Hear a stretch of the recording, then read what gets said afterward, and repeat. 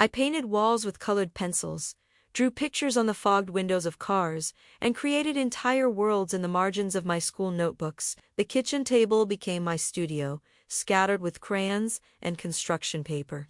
I'd spend hours crafting elaborate stories through my drawings: princesses and towering castles, dragons breathing rainbow fire, families of stick figures holding hands under impossibly large suns.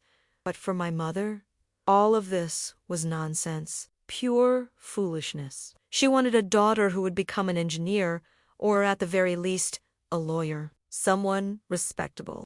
Someone who could provide financial security and social status. Someone who wouldn't embarrass her at neighborhood gatherings where mothers compared their children's achievements like precious trophies. "You're wasting your time with this art course," she would say, her voice sharp with disapproval. And she said it loud enough for everyone to hear: the neighbors, my relatives, anyone who happened to be within ear. Her words weren't just criticism, they were public declarations of her disappointment in me. I remember the day I told her I had been accepted into the fine arts program at the university. She was in the kitchen, preparing dinner, her hands methodically chopping vegetables. When I shared my news, expecting at least a moment of acknowledgement, she didn't even look up from her cutting board. "Art doesn't pay bills," she said flatly. "Art doesn't put food on the table. Art doesn't give you a pension when you're old." Her pragmatism was like a cold wall between us. Every conversation about my future became a battlefield where she wielded practical concerns like weapons, and I defended my dreams with trembling hands and a voice that often cracked under the weight of her disapproval. My decision to study fine arts was an act of rebellion. Yes, but it was also an act of I needed this. I needed to nurture the part of me that saw beauty in broken things, that could transform pain into color, that believed in the power of visual storytelling. Even if it meant going against the woman who had raised me, who had sacrificed so much for me, who genuinely believed she was protecting me from a life of struggle. The day one officially enrolled, I cried in the university bathroom. Not from joy, but from the profound loneliness of choosing myself over my mother's approval. It felt like I was betraying everything she had worked for, everything she had hoped I would become. While my former classmates from high school displayed their business suits and bragged about their salaries on social media, I was selling small paintings at weekend art fairs and creating portraits on commission. My world had become a cycle of creation and survival, beauty and struggle. My studio was a converted corner of my small apartment, lit by a single window that caught the morning light. I would wake before dawn, not by choice but by necessity. The light was best in those early hours, and I had learned to work with what I had. My easel stood like a faithful companion, holding canvas after canvas as I poured my heart into each brush. I washed my brushes with tears in my eyes and paint permanently stained under my fingernails. The smell of turpentine and acrylic had become as familiar as perfume. My hands were always slightly colored blue under the thumbnails, traces of red along my palm, yellow smudges on my wrists. They were the hands of someone who lived and breathed art, but they were also the hands of someone who was barely making ends meet. The art fairs were both humbling and hopeful. I would arrive early, setting up my small display with careful precision, arranging my pieces to catch the eye of passers. Most people would glance and move on, but occasionally someone would stop, really look, and I would see that spark of recognition in their eyes the moment when they connected with what I had created. My commissioned portraits were my lifeline. Families wanting to capture their children's faces, couples celebrating anniversaries, pet owners who wanted to immortalize their beloved companions. Each piece was a small victory, a validation that my art had meaning beyond my own need to create. But the loneliness was constant. My mother never visited my studio. She never came to an art fair, never asked about my work except to inquire, with barely concealed concern, whether I was making enough to live on. When I would show her photos of my latest pieces on my phone, she would glance at them with the same expression she might have when looking at a crack in the wall. Something unpleasant that needed to be fixed or ignored. My paintings hung throughout my apartment, but when she visited, she would look right through them. It was as if they were invisible to her, as if the things I poured my soul into creating simply didn't exist in her world. She would walk past a canvas that had taken me weeks to complete, discussing practical matters like my rent or my health insurance, never acknowledging the burst of color and emotion hanging just inches from her shoulder. The worst part wasn't the lack of support, it was the act of dismissal. When friends or relatives would ask about my work, she would change the subject quickly, as if my chosen profession was something slightly shameful that needed to be glossed over. She's finding her way, she would say, as if being an artist was a temporary condition I would eventually recover from. I began to live a double life. In the art world, I was passionate and driven, surrounded by people who understood the compulsion to create, but when I returned home, when I spoke to my mother, I felt myself shrinking, becoming smaller, apologizing for taking up space with my dreams. The email arrived on a Tuesday morning, ordinary and unremarkable, until I opened it. The subject line read, Galeria Murano Annual Gala Selection. My heart began to race before I even read the contents. Dear artist, we are pleased to inform you that your work Threads of Silence has been selected for display at our annual gala.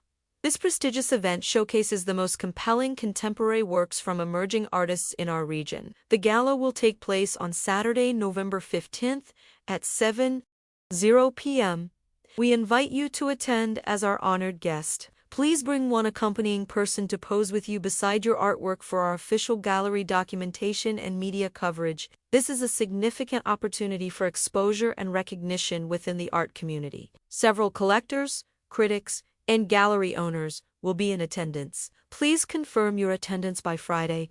Congratulations on this achievement. Sincerely, Isabella Murano, Gallery Director. I read the email 3 times, my hands shaking slightly. The Galleria Murano wasn't just any gallery, it was the most respected contemporary art space in the city. Artists waited years for the opportunity to even submit their work for consideration, and they had chosen my piece. Threads of Silence was a painting I had completed 6 months earlier, during a particularly difficult period in my relationship with my mother. It was an abstract portrait of a woman with her eyes closed and her mouth bound by red threads, representing the communication that had been severed between us. The background was a swirl of muted colors, grays and browns, with occasional bursts of vibrant blue and gold, suggesting the complexity of love and disappointment intertwined. I had submitted it to the gallery on a whim, never expecting anything to come of it. Now, it would be displayed at their most important event of the year. The question of whom to bring as my companion weighed heavily on my mind. I could invite Marcus, my closest friend from art school, who had always been supportive of my work. I could ask Professor Helena, my former instructor who had become a mentor. There were several people in my life who would be thrilled to attend such an event with me. But as I sat in my studio, staring at the email, I realized there was only one person I wanted beside me. Only one person whose presence would make this moment complete, whose approval would heal wounds I had carried for years. I took a deep breath and dialed my mother's number. She answered after the third ring, her voice carrying its usual note of mild irritation. What is it? I'm in the middle of making dinner. Mom, I said, my voice steadier than I expected. I need to tell you something important. There was a pause. I could hear the sounds of cooking in the background, the sizzle of oil, the clink of utensils against a pan. The Galleria Murano selected one of my paintings for their annual gala. It's a very big deal in the art world. Another pause. Longer this time.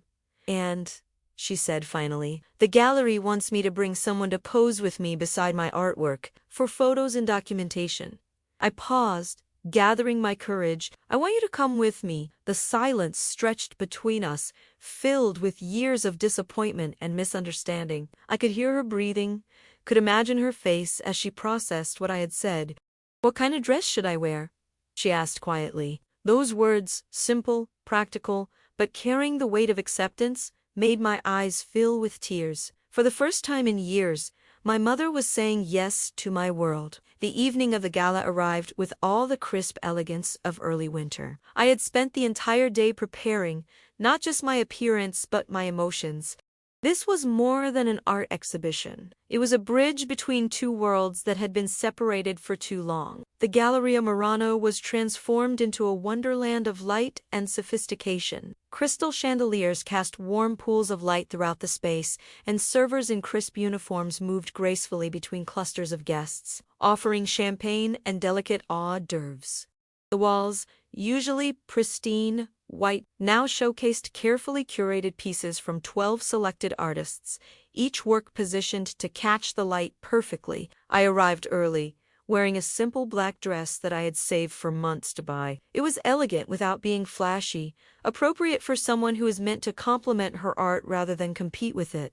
My hair was pulled back in a sleek bun, and I wore the small silver earrings that had been my grandmother's, a touch of family history on a night that felt like a turning point.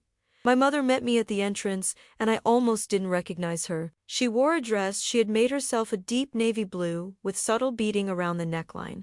It was more sophisticated than anything I had ever seen her wear, and I realized she had put considerable thought and effort into this moment. Her hair was styled in a way that softened her usual severe expression, and she carried herself with a quiet dignity that made my heart swell with pride. "You look beautiful, Mom," I said, meaning it completely. She smiled, not the tight, worried smile I was used to, but something warmer. "So do you, sweetheart." As we walked through the gallery, I felt the weight of curious glances. People were trying to place us, to understand our relationship. Some recognized me from previous smaller exhibitions, but most were seeing my work for the first time.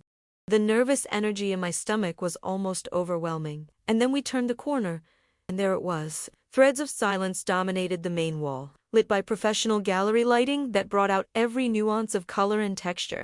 The painting was larger than I remembered, 4 feet by 5 feet, and in this setting, surrounded by the elegant crowd and sophisticated atmosphere, it looked like something that belonged in a museum. The abstract portrait drew viewers in with its complexity. The woman's face, rendered in layers of paint that created depth and shadow, seemed to shift depending on the angle of observation. Her closed eyes suggested both peace and resignation, while the red threads across her mouth created a sense of urgency and suppressed communication. The background colors, those swirls of gray and brown punctuated by bursts of blue and gold, seemed to pulse with emotion. My mother stopped in front of the painting, and I watched her face carefully. She studied it with an intensity I had never seen before, her eyes moving across every detail. Other guests moved around us, but she seemed oblivious to their presence. "This is ... she began, then stopped. "This is about us, isn't it?" I nodded, suddenly unable to speak. For the first time, she was truly seeing my work, not just looking at it, but understanding it. The gallery photographer approached us with professional efficiency. "Excuse me, are you the artist and her companion for the documentation photos?" "Yes," I managed to say. "Wonderful. If you could both stand beside the piece, ... perfect." "And ma'am," he addressed my mother, "please move a bit closer to the painting. The curator mentioned that the work was inspired by your relationship with your daughter." My mother looked at me with surprise. I had listed her as my inspiration in the artist's statement, but I had never told her directly. Now, faced with this public acknowledgement, she seemed to understand something fundamental about what I had been trying to communicate through my art. "Yes," she said, her voice barely above a whisper. "It is." The photographer took several shots, directing us to look at the painting, then at each other, then directly at the camera, but I was barely aware of his instructions. All I could focus on was the expression on my mother's face as she gazed at my artwork, a mixture of recognition, sadness, and something that might have been pride. As the evening progressed, I watched my mother interact with other guests. She spoke about my painting with a knowledge that surprised me, clearly having studied it more carefully than I had realized. When people asked about her connection to the piece, she would gesture toward the red threads binding the woman's mouth and say, "Sometimes we stop communicating without realizing it. Sometimes we need art to help us remember how to speak to each other." A prominent collector approached us near the end of the evening. He was interested in purchasing Threads of Silence, and we discussed price and logistics. Throughout the conversation, my mother remained quietly by my side, her presence a source of strength I hadn't expected. When he asked about the inspiration for the piece, I found myself looking at my mother as I answered. "It's about the complexity of family relationships," I said, "about love that exists alongside disappointment and the possibility of healing through understanding." The collector nodded thoughtfully. "It's a powerful piece. The emotional resonance is quite striking." After he walked away, my mother turned to me. "You're going to sell it?" "I think so," I said. It's a good opportunity. She was quiet for a moment. I'm glad, she said finally. I'm glad it found its purpose. The drive home was silent, but it was a different kind of silence than we had shared before. This wasn't the heavy, uncomfortable quiet of disappointment and misunderstanding. This was the silence of two people processing a significant moment of emotions too complex for immediate words. My mother sat in the passenger seat, her hands folded in her lap, still wearing her navy dress. Occasionally, I would glance over at her and see her looking out the window with a thoughtful expression. The city lights passed by us in a blur of gold and white, but I felt like we were traveling through something more significant than mere distance. When we reached her house, she didn't get out of the car immediately. Instead, she turned to look at me, and I saw something in her eyes that I hadn't seen in years: vulnerability. I need to tell you something, she said. Tonight, when I saw your painting, really saw it, I understood something I should have understood long ago. I waited, my heart beating faster. I've been afraid, she continued, afraid that if I encouraged your art, you would struggle. Afraid that if I supported your dreams, you would end up disappointed and hurt. I thought I was protecting you by pushing you towards something more practical. Practical? She paused, and I could see her struggling with words that had been building inside her for years. But tonight, seeing how people responded to your work, seeing the respect in their eyes when they looked at you, I realized I wasn't protecting you. I was diminishing you. I was trying to make you smaller because I was scared of how big your dreams were. Tears were forming in her eyes, and I felt my own throat tighten with emotion. I'm sorry, she said simply. I'm sorry for trying to erase your color from the world. We sat there in the darkness of her driveway, two women who had loved each other imperfectly but genuinely, finally finding a way to bridge the gap that had separated them for so long. I love you, Mom, I said. I've always loved you. I just wanted you to see me. I see you now, she replied. I see you, and I'm so proud of who you've become. She got out of the car and walked to her front door, but before going inside, she turned back to me. Will you come for dinner this Sunday? I want to hear more about your art. I want to understand your world better. I nodded, too emotional to speak. The next morning, I found a note that she had slipped under my apartment door. It was written on her best stationery, in her careful handwriting. My dearest daughter, I spent many years trying to fit you into a frame that was too small. I thought I was being practical, but I was being fearful. I thought I was protecting you, but I was limiting you. Last night, I saw your painting and finally understood what you've been trying to tell me. The woman with the bound mouth, that was us, wasn't it? Both of us. You unable to speak your truth to me, and me, unable to hear it. I want you to know that I'm sorry. Sorry for the years of disapproval. Sorry for the times I made you feel small. Sorry for not celebrating your gifts sooner. But I also want you to know that I'm ready now. Ready to listen. Ready to learn. Ready to support you in the way you deserve. Your art is not just paint on canvas. It's your voice, your vision, your way of making the world more beautiful. And I'm honored to be your mother, with all my love and newfound understanding. Mom Sive, I've already called the framer. I want a copy of Threads of Silence for my living room. I want everyone who visits to know that my daughter is an artist, and that she's extraordinary. 6 months later, the morning light streams through my studio window with a warmth that feels like hope. My mother visits regularly now, sometimes bringing coffee and pastries, sometimes just sitting quietly while I work. She's learned the names of different painting techniques, can distinguish between watercolor and acrylic, and has opinions about color choices that are surprisingly insightful. The copy of Threads of Silence hangs prominently in her living room, professionally framed and lit.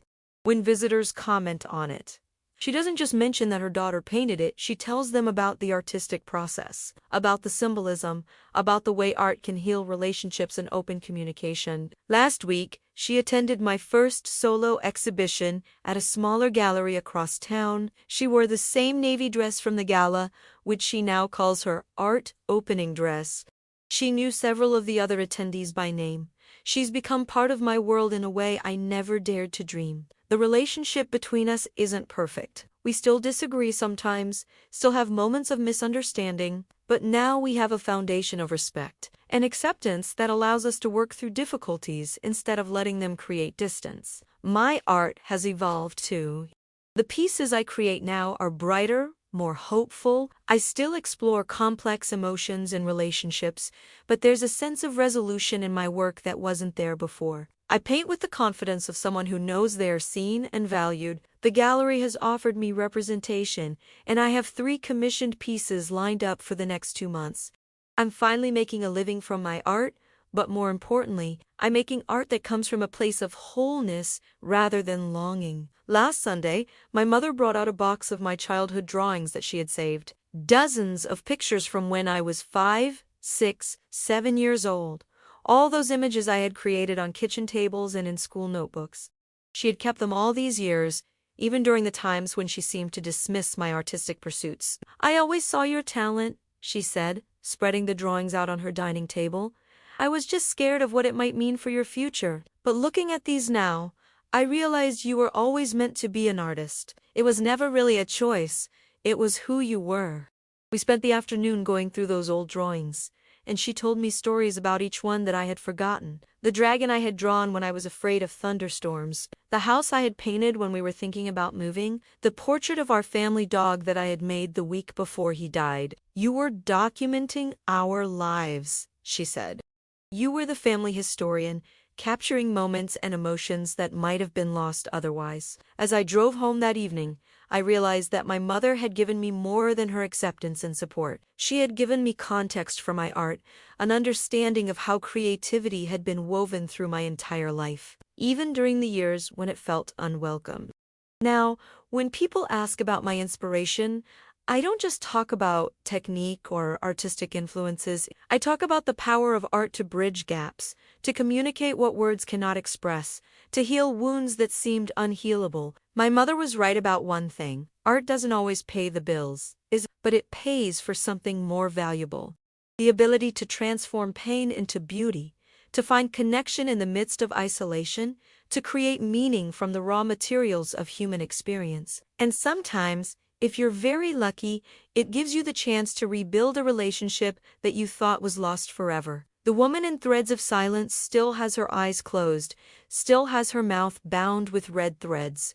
But now I see her differently. She's not trapped in silence, she's gathering strength, preparing to speak when the time is right, when the threads can be removed safely and the words can flow freely. Just like my mother and me, we found our way back to each other through art, through the universal language of color and form and emotion. And now, when she introduces me to her friends, she doesn't hesitate or apologize. She smiles with genuine pride and says, "This is my daughter, the artist." She helps people see the world in new ways. In the end, that's all any artist can hope for: to be seen, to be understood, and to know that their work matters to someone who matters to them. I have all of that now, and more. I have a mother who finally understands that art isn't just what I do, it's who I am. And that is enough. That is everything.